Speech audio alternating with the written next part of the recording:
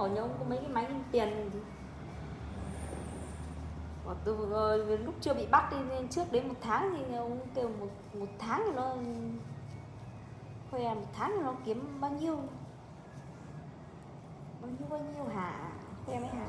Giờ lên ngân hàng mà vay ngân hàng chạy cướp toàn lỗ.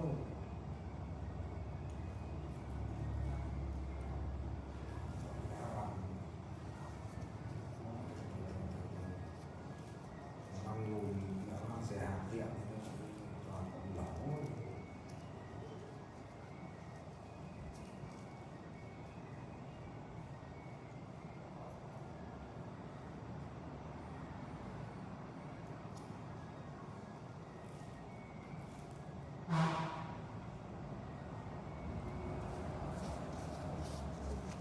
Kiếm nhiều tiền lắm, nhiều tiền vừa mà có hơn 2 tỷ chạy được.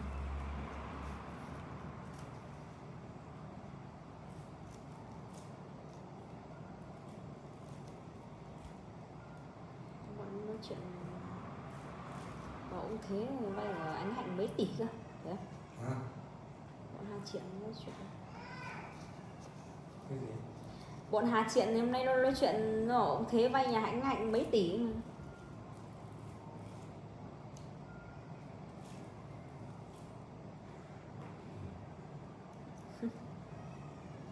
Cái làng cái nước hôm ra tí hỏi bảo giám đốc của mày dạo này có hay lên không. Sao bọn Hà nó chơi bảo thế mong giám đốc lên làm gì. Xong bảo là để mong giám đốc lên để lấy tiền lãi cái gì. Hà nó trêu thế cười. Xong bảo là sao mày biết.